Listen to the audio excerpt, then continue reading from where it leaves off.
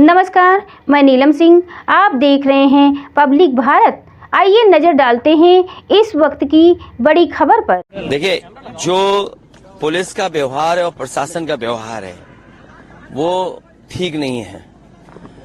ये face Bharatiya Janata party को सफाया कर देगा।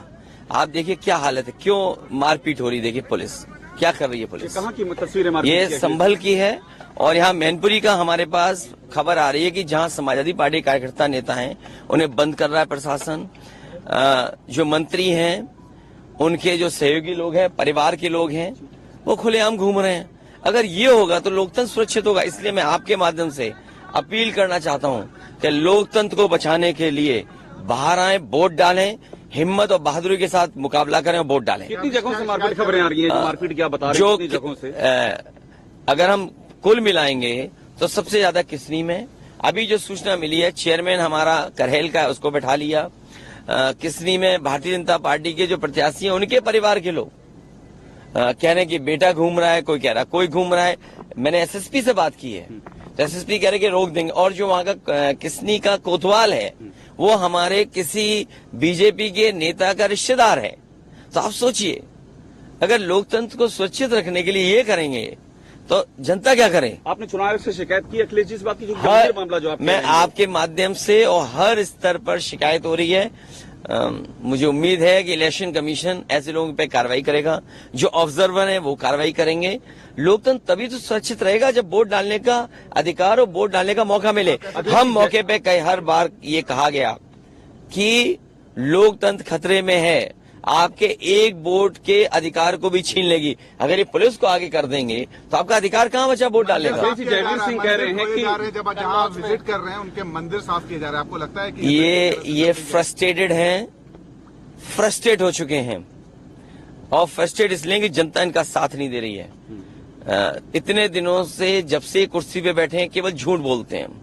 इनकी बातें झूठी निकली, वादे झूठे निकले, इसलिए फ्रस्ट्रेट होकर के ये अपने कार्यकर्ता नेताओं से इस तरह का व्यवहार करवा रहे हैं। ये चाहते हैं रिएक्ट करें हम लोग, लेकिन हम जानते हैं कि भारतीय जनता पार्टी के लोग बहुत चतुर हैं।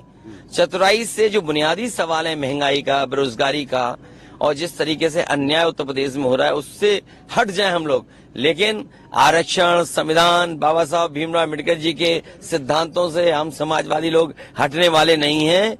वो कितनी भी चतुराई दिखाएं, अंतर्गतवा हम लोग संविधान की लड़ाई लड़ेंगे। अखिलेश जी, जयवीर सिंह ने हमसे बात की, उन्होंने कहा कि मैं सिर्फ अखिलेश यादव, शिवपाल यादव के विधानसभा क्षेत्र में घूम रहा हूं, किसी माई के लाल में हिम्मत नहीं, जो गुंडई कर ले मैं सब गुंडई को रोक दूंगा। और ये लोग इस तरह से मतदान करवाते हैं गुंडई करके, ये आरोप लगा रहे हैं वो।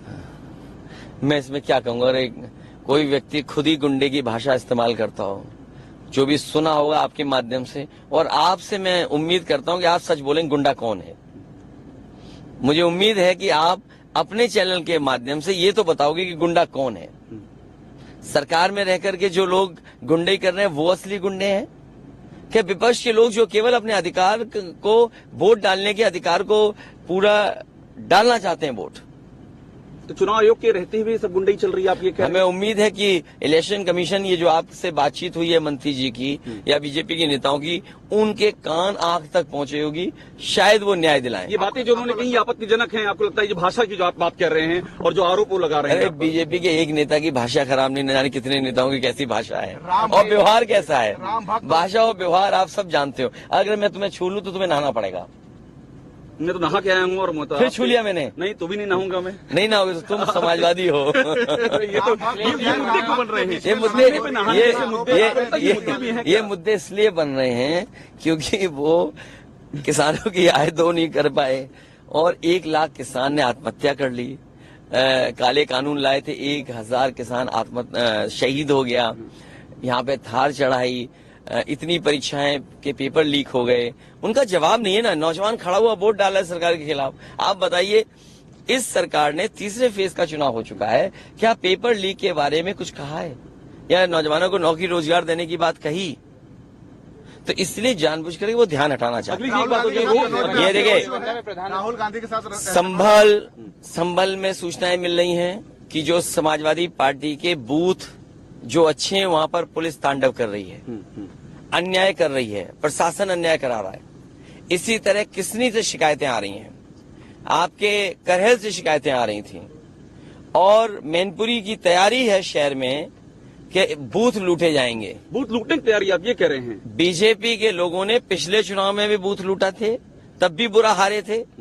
ये फिर बूथ लूटने की तैयारी कर रहे हैं। और मैं आपसे कह रहा हूं, आप भी अपना 4-5 बजे के बाद मैनपुरी पहुंच जाना। बीजेपी के लोग बूथ लूटने की तैयारी कर रहे हैं। इन्फॉर्मेशन है इस बात की? मतलब आपके पास वो indication पिछली बार भी उनका व्यवहार ऐसा था। सोचिए, पिछली बार भी जिनका व्यवहार ऐसा ही हो, वो इस बार भी वही व्यवहार करेंगे। स्वस्थ रहने के लिए इस्तेमाल करें अयोध्या धाम का श्री राम नाम स्पेशल निरोगी चूर्ण और बुकनों।